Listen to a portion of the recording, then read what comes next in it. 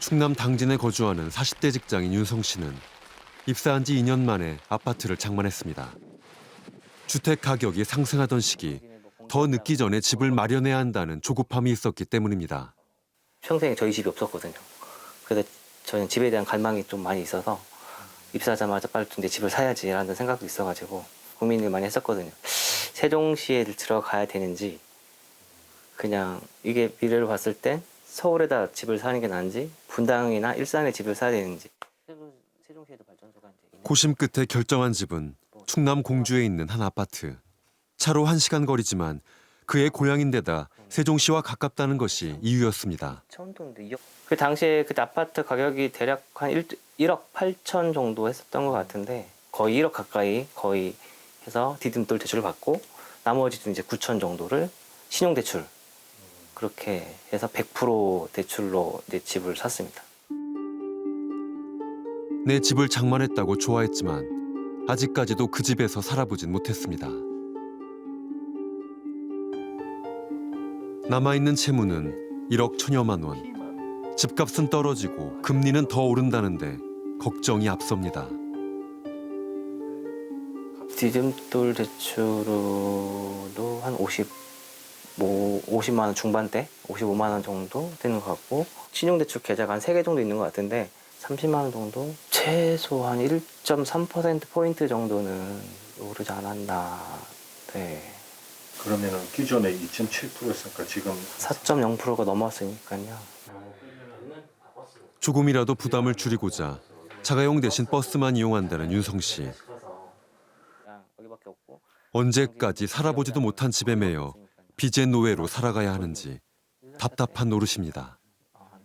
아파트 사는 게 이제 약간 올라서 그거를 팔고 빨리 갚아버릴까 생각을 해봤는데 그럼 돈 또 집이 없어지는 거고 집은 절대로 팔지 않는다는 가정하에 뭐 이 금융권으로 갈 수밖에 없겠죠 또.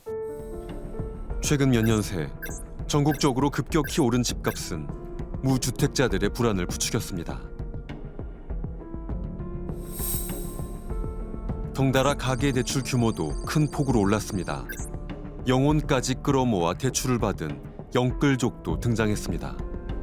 고물가, 고금리의 시대, 자칫하단 또다시 하우스푸어 사태로 이어질 수도 있습니다. 코로나19 사태 이후 전 세계는 저금리, 양적 완화 정책을 통해 충격을 완화했지만 그 결과 천문학적인 돈풀기의 후유증에 직면하게 되었습니다. 여기에 우크라이나 전쟁 등으로 인한 원자재 가격 급등까지 겹쳤습니다. 이에 따라 우리나라의 경우 지난달 소비자 물가지수는 전년 동월 대비 6% 오르는 등 외환 위기 이후 24년 만에 최대 상승률을 기록했습니다. 이른바 퍼펙트 스톰이라 불리는 초대형 복합 위기가 몰려온다는 무서운 경고가 쏟아지고 있습니다. 가장 우려스러운 것은 미국 연방준비제도가 지난달에 이어 이번 달 또다시 금리를 큰 폭으로 올리면 우리나라의 금리 역시 따라 오를 수밖에 없다는 겁니다. 50대 중반의 윤지원 씨는 요즘 눈만 뜨면 집을 팔아야 하나 고민입니다. 코로나 시대에 더군다나 옆에 사람이 코로나가 터지기 직전인 2019년 직장을 그만두고 노래방을 인수한 것이 화근이었습니다. 2020년 신천지 사태 때는 이래가지고 뭐 다 아시다시피 다 그 모양이니까 그래서 그냥 계속 버티다 결국은 그냥 임대료도 못 맞추는 형편이니까 내시는 이자가 지금 월에 얼마 정도 돼요? 한 지금 고정적으로 지금 어쨌거나 한 30 플러스 알파에서 한 50 가까이 된다고 봐야 될 것 같아요. 근데 문제는 지금 고정금리가 아니고 변동금리로 바뀐 다음부터는 이게 지금 심각한 거죠 이제 완전히. 이게 40만 원이 될지 50만 원이 될지 60만 원이 될지 이제 알 수가 없는 거죠. 그 원금을 갚지 않는 이상은 갖고 있는 건 집 한 채인데 그 주택담보대출 그걸 그 집을 팔 수밖에 없지 않나 생각이 들죠.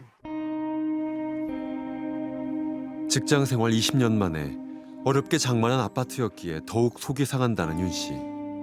월급을 한 100만 원 타면은 거의 한 80%, 90% 그 정도 저축을 총각되니까 당연히 술, 담배도 안 먹고 라면 끓여 먹으면서 그냥 악착같이 모아져 20년을 그렇게 한 것 같아요. 기분이 날아갔죠. 이거는 진짜 몇십 년 동안 내가 늙어 죽을 때까지 내 집이다 생각했는데 내 집이 아니지 못 갚으면 내 집이 아니고 은행 집이 되는 거죠 이제.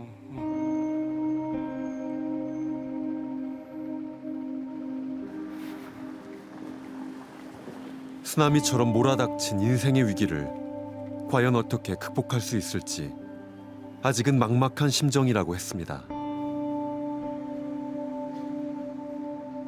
열심히 산다고 살았는데도 결과가 이렇게 안 좋으니까 잠도 며칠간 못 자면서 나는데도 그렇게 고생한다고 하면서 했는데도 결과가 이 모양이 있거든요. 뭐 누굴 탓하겠어요. 뭐 내 팔자가 그런 걸. 산전수전 다 겪은 중장년층도 빚에서 자유로울 순 없습니다. 둔촌 주공에서 20년 넘게 거주했다는 70대 조합원의 집. 이주비 대출을 받아 전세로 아파트를 얻은 지 5년째. 3년 전에는 계약 기간을 내년 8월까지로 연장했습니다. 다시 연장하자 하니 그새 오른 시세가 발목을 잡습니다. 최초에 전세 올 때 은행에서 대출 받은 거 그거에서 돈을 보태서 왔어요 내가요. 작년에 또 한번 1억을 또 올려줬어. 내년에 또 올려줘야 돼. 여기 전세가 지금 7억 얼마지? 7억 5천, 3억 5천 올랐어. 노 부부의 유일한 수입원인 연금 290만 원 중 절반 이상이 대출 이자로 빠져나가고 있는 상황에서 공사 지연은 감당하기 힘든 충격입니다. 거기서 뽑은 걸 나한테 보여주는 것이 3억 얼마 되더라고. 두 개 합하면 3억 얼마예요. 합치면은 7천억 대출하고 공사 추가분하고 3억 얼마더라고. 난 못 갚아 이거. 못 갚아? 못 갚지. 갚을 수가 없어. 나 방법이 없어요. 집에 뭐 몇 억씩 은행에 놓고 있는 사람 있어요? 올 1사분기 기준 가계 부채의 규모는 연간 GDP를 웃도는 1,860조 원에 달합니다. 이대로 가다간 이른바 복합 불황, 즉 부동산과 주식, 소비, 생산 등 경제를 이루는 모든 부분이 불황에 빠질 수 있다는 암울한 전망마저 대두되는 요즘. 더 이상 빚을 내가며 버틸 여력이 없다. 이미 한계치에 다다랐다는 절망 섞인 목소리가 나옵니다. 소비자 물가 상승률과 실업률을 더해 국민의 경제적 고통 정도를 측정하는 국민 고통 지수는 올 들어 역대 최고치를 기록했습니다. 위기 앞에 가장 약한 사람들을 지키기 위한 정부와 금융당국의 정책이 그 어느 때보다 절실합니다.